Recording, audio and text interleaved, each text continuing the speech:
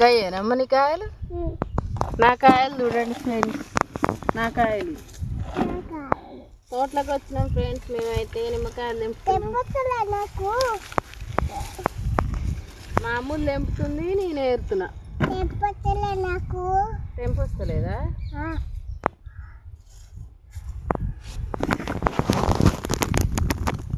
కాయలు చూడండి ఎట్లున్నాయో. ఇవన్నీ మా అమ్ములే తెంపింది కాయలు.